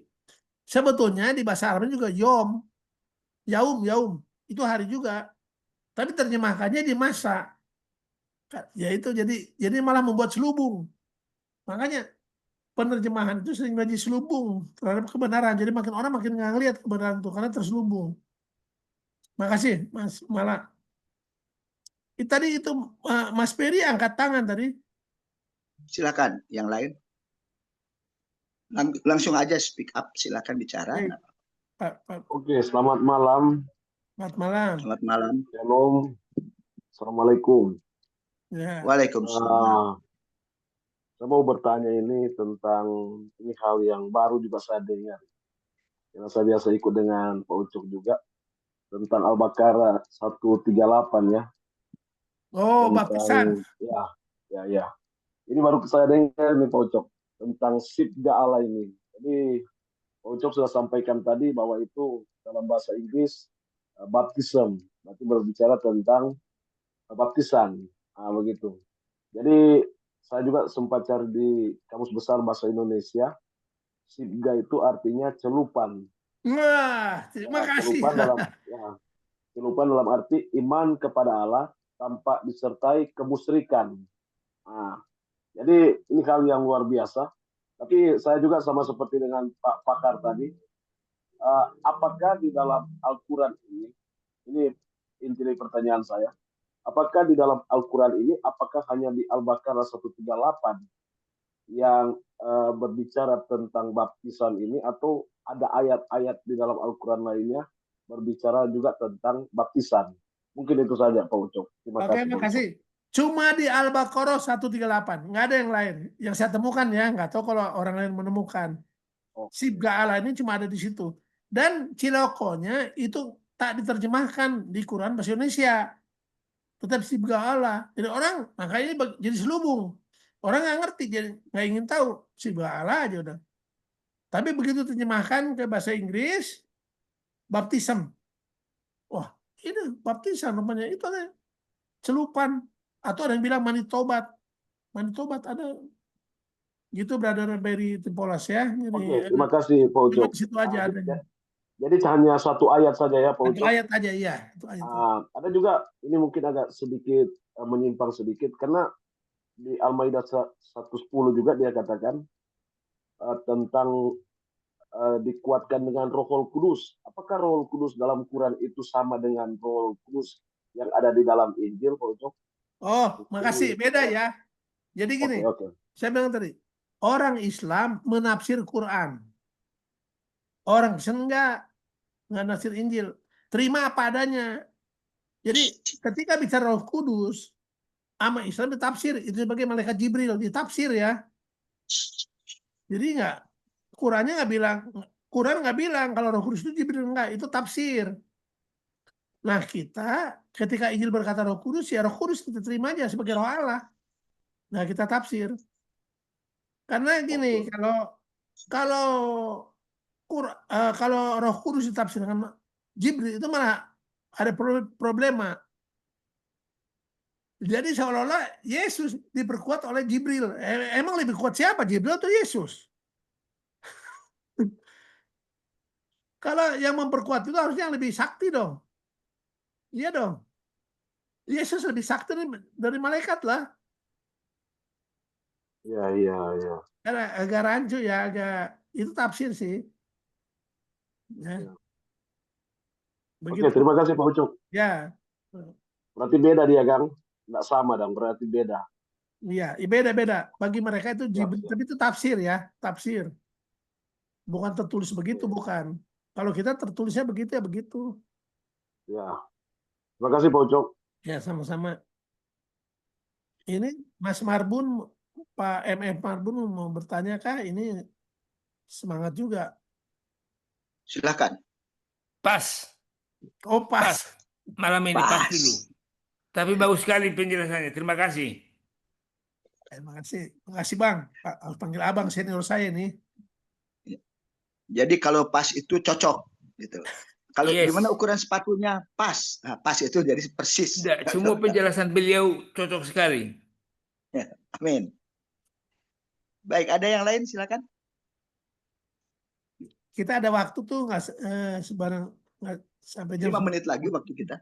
Iya, masih ada waktu. Kalaupun tidak bertanya, mungkin mau menambahkan, menguatkan, dan sebagainya. Ibu Emma Tamaela ini buka kamera, saya hargailah. Siapa tahu mau bicara, silakan Hareta. Silakan. Di mana posisi Bu? Di kota mana posisinya? Di Sulawesi Utara. Manado. So malam ya di sana ya. Aduh. Udah malam betul. Sudah jam 10. Oh, jam 10. Jam 10, beda 1 jam. Kalau Papua baru beda 2 jam. Mestinya 2 jam dong. Terima kasih Bu ya, berkenan hadir ya. Masih seger mukanya walaupun udah malam toh. Masih semangat dia, no? Iya. Yo, Ya, baik. Kita ini gini, Mas Sumala, kita ini tinggal di Indonesia. Kanan, kiri, depan, belakang Islam. Tapi kita nggak peduli. Harusnya kita kasih peduli. Bayangin, kita bukan tinggal di Filipina, bukan tinggal di Amerika, tinggal di Indonesia. Kanan, kiri, depan, belakang Islam. Tapi kita cuek-cuek aja. Harusnya ya kita tahu diri lah di mana bumi dipijak, di situ Langit dijunjung. kalau saya di mana bumi dipijak, di situ Injil diberitakan. Amin. Jadi kalau kita menginjil, kita harus ingat juga siapa yang kita injili toh. Makanya 3 langkah dalam penginjilan. 3 langkah dalam penginjilan, ya. Langkah pertama, kenali. Kenalilah orang yang akan kau injili. Cari tahu tentang dia. Agamanya, hobinya, kebiasaannya, kalau perlu ulang tahunnya, apanya. Yang kedua, berkati dia. Jadi penolong baginya, ya. Kita udah tahu, oh dia senang kali singkong. Pas kita dari mana-mana kita bawa oleh singkong, misalnya itu loh, memberkati. Toh? Nah, setelah kita kenali dan kita berkati, baru langkah ketiga, injili. Baru kita bisa menginjil. Jangan pengen menginjil padahal belum jadi berkat. Injili baru, kalau orang udah diinjili, kalau udah diberkati, orang nggak apa-apa diinjili. Dan jangan lupa, menginjili bukan mengadventkan, bukan mengkristenkan ya. Itu urusan belakangan, nggak usah kita pikirin. Menginjili ini menyampaikan kabar Injil, kabar selamat pada orang lain yang perlu keselamatan, perlu juru selamat itu loh. Bukan perlu agama. Jadi jangan salah, jangan menginjili itu seolah-olah orang lain perlu agama, enggak. Karena agama tak menyelamatkan, agama apapun. Saya di mana-mana bilang, kalau ingin ke surga, jangan ikut agama apapun. Karena agama tak akan sampai ke surga. Sampai di KTP doang. Kalau ingin ke surga, ikutlah yang punya surga. Atau kopak yang punya surga. Siapa? Tuhan. Jadi ikut Tuhan. Bukan ikut agama. Itu loh. Udah pasti masuk surga. Ikut agama belum jangan puguh. Masuk surga. Amin. Tapi ikut Tuhan udah pasti karena Tuhan yang punya surga. Jadi agak surga itu bukan punya agama, punya Tuhan. Agama apa aja ya? Gitu loh. Makanya kita jangan fanatik agama. Saya kadang-kadang heran di Indonesia ini orang nggak sadar. Seolah-olah agama itu udah agama nenek moyang. Padahal nenek moyangnya bukan nggak beragama, animisme. Agama yang ada di Indonesia sekarang itu semuanya import, nggak ada yang lokal. Agama ya lain kepercayaannya import. Hindu, Buddha, Islam, Kristen, ya import semua. Ini bukan agama nenek moyang kita. Kok jadi fanatik kita? Ngapain jadi fanatik? Agama itu untuk manusia, bukan manusia untuk agama. Itu ajaran kitab suci. Ini gara-gara agama orang bunuh-bunuhan. Gembiralah setan, Tuhan menangis. Gara-gara agama bunuh-bunuhan, bukan saling memberkati. Itulah ikut agama. Di Indonesia ada nggak yang nggak beragama? Nggak ada, semua beragama. Ini undang-undang, semua beragama. Tapi kejahatan bagaimana? Merajalela. Artinya apa? Yang beragama itu KTP-nya. Orangnya kagak. Jadi Mas Edu berharap nanti masuk surga itu KTP-nya. Orangnya masuk neraka semua. KTP-nya Kristen, KTP-nya Islam, Hindu. Udah masuk surga semua KTP-nya. Tapi orangnya sama semuanya. Masuk neraka, kelakuannya sama, maling KB. Gitu. Ya Mas Edu ya. Jadi jangan ikut agama, ikut Tuhan. Bagaimana caranya ikut Tuhan? Itu kita perlunya belajar kitab suci. Ikut Tuhan itu ditandai dua hal. Satu, patuhi perintahnya. Dua, jauhi larangannya. Itu ikut Tuhan. Enggak macam-macam. Inilah agama yang dari Tuhan. Kenapa Adam dan Hawa jatuh dalam dosa? Karena nggak ikut Tuhan, itu aja. Adam ikut bininya ikut iblis lewat ular. Itu kan. Adam ikut bininya loh. Nggak langsung ikut iblis, ikut bininya salah dia ikut. Dari awal permasalahan kita tuh soal itu. Soal penurutan. Nggak mau dengar Tuhan. Kita tuh mesti dengar Tuhan, apa kata Tuhan kita mesti ikut. Kalau ingin ke surga. Kalau kata Tuhan, ingatlah, kuduskanlah hari Sabat. Yaudah, nggak usah banyak tafsir. Kecuali nggak tahu hari Sabat itu hari apa, baru cari dulu, cari tahu. Kalau udah tahu, udah ikuti aja. Ingat, kuduskan. Kalau kata firman Tuhan, jangan engkau mencuri. Udah, jangan mencuri, gitu aja. Gampang ikut Tuhan. Jangan berdusta. Jadi kita hidupkan firman yang kita tahu. Jangan firman tahu 10, praktek cuma 1. Malah ciloko. Banyak tahu, nggak banyak praktek, malah ciloko. Yang kita tahu itu kita hidupkan. Kita tahu membunuh salah, jangan membunuh. Kita tahu berdusta salah, jangan berdusta, gitu aja. Kita tahu pelit salah, tahu nggak teman-teman? Banyak orang ikut 10 hukum. Rajin ke rumah ibadah. Tapi pelit. Podo wae, nggak masuk surga. Ada ayatnya. Orang kikir tak masuk surga. Kasihan tuh.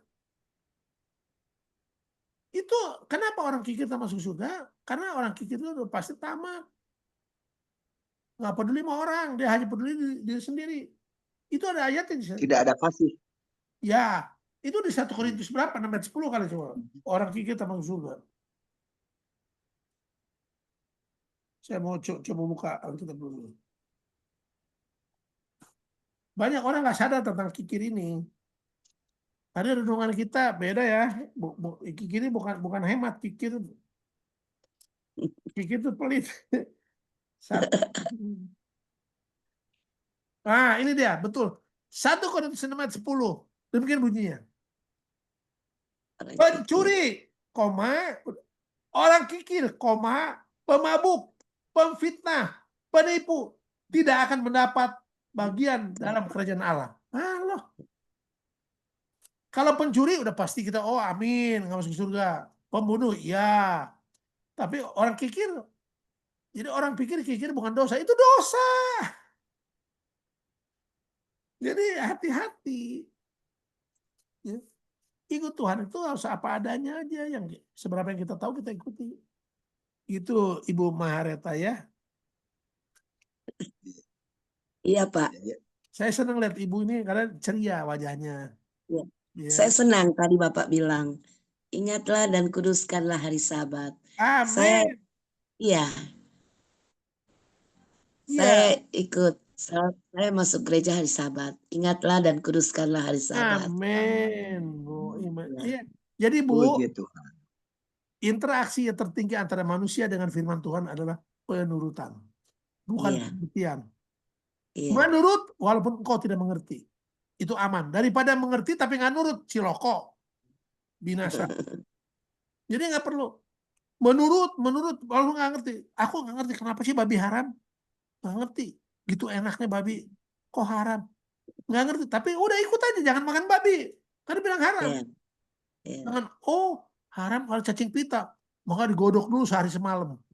Biar cacing pitanya binasa. Nggak gitu. Nurut aja. Pakainya ingatlah kudusnya hari Sabat. Udah ikut saja. Saya GPIB sampai SMA Bu. Sampai SMA saya GPIB masih. SMA saya baru berhari Sabat.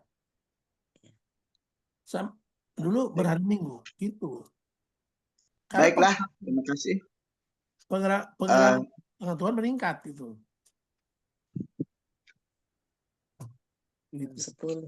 Gimana Pak moderator? Baik, kita punya waktu sudah pukul 21 waktu Indonesia Barat. Tentu yang namanya pengetahuan tidak akan terbatas sampai malam ini. Walaupun kita buka sampai jam 12 masih aja yang pengen tahu. Itu sebabnya bagi yang pengen tahu ada baiknya ikuti dari waktu ke waktu. Kita akan berjumpa lagi.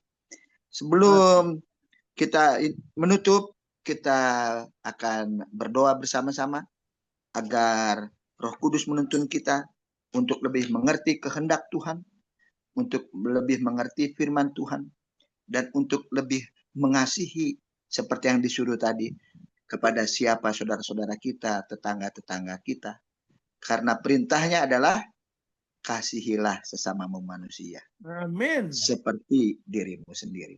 Lalu yang pertama adalah kasihilah Tuhan Allahmu dengan segenap hatimu. Baik, untuk doa tutup kami minta Saudara Edward Harahap boleh pimpin dalam doa. Tolong di-unmute.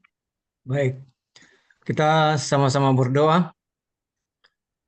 Tuhan Bapa di surga, kembali kami datang menghadap hadirat-Mu di akhir acara kami pada malam hari ini. Kami bersyukur oleh karena Tuhan begitu baik kepada kami, menuntun kami dari segala tempat, boleh bersatu bersama-sama untuk belajar kebenaran firman Tuhan. Biarlah firman Tuhan yang sudah kami pelajari, boleh nanti kami bagikan juga kepada saudara-saudara kami yang belum mendengarkan firman Tuhan. Terutama saudara-saudara kami yang dekat-dekat dengan rumah kami, tetangga kami, agar semua boleh mengetahui. Dan firman Tuhan ini segera tersebar ke seluruh dunia. Yesus segera datang untuk menjemput kami. Terima kasih Tuhan atas berkat-Mu juga kepada Saudara Ucok yang sudah membagikan pelajaran ini. Biarlah dengan tuntunan Tuhan dan dengan kerendahan hati, waktu-waktu yang akan datang kami boleh belajar lagi bersama untuk menambah pengetahuan kami, wawasan kami, agar kami senantiasa boleh membagikannya kepada orang lain dan kami boleh menjadi berkat. Sementara kami akan berpisah dari Zoom ini pada malam hari ini, kami mohon kiranya Tuhan yang menyertai kami, agar kami boleh bertemu lagi pada waktu-waktu yang akan datang di dalam kesukaan. Tuhan boleh jadi di dalam acara kami sepanjang malam ini, ada hal-hal yang membuat kami berdosa. Kami mohon kemurahan-Mu untuk mengampuni kami, agar pelajaran yang kami dapatkan boleh berkenan di hadapan-Mu. Terpujilah nama-Mu Tuhan, di dalam nama Yesus Juru Selamat kami. Amin. Amin. Amin. Amin. Amin. Amin. Baik, ya. Kami atas nama tim Persaudaraan Umat Allah mengucapkan banyak terima kasih atas partisipasi kita semua. Biarlah apa yang telah kita bahas bersama pada malam ini dapat menambah pengetahuan kita dan menjadi kemuliaan bagi Allah semata-mata. Kiranya Tuhan memberkati kita dan acara ini kita tutup sampai berjumpa di acara berikutnya. Tuhan memberkati. Amin. Terima kasih teman-teman. Terima kasih Pak Ucok. Terima kasih selalu Pak Ucok. Yo, mohon mangga Salam, terima kasih. Terima kasih semua. Nuhun, Cok. Terima kasih. Ibu Mahareta, makasih. Mangga sadayana. Rani Beri Timpolas, makasih. Semua terima kasih ya. Mohon maaf panitia nggak siapkan makan malam, jadi bubar aja kita ya. Makan malam di rumah masing-masing. Jangan ditungguin. Kurang sehat, bubar aja. makan malam kurang sehat. Ngeles Oke. aja. Dadah. Bye. Selamat malam. Selamat malam. Selamat istirahat. Ya, Gusti teleponnya keluar. Allah berkahan.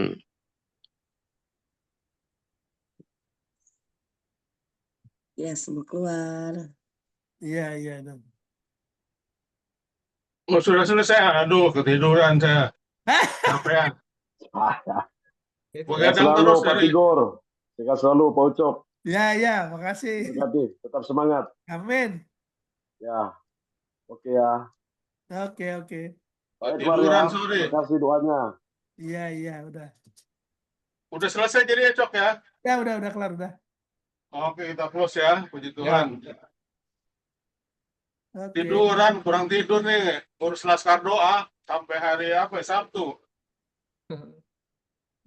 Oke, saya close ya. Oke.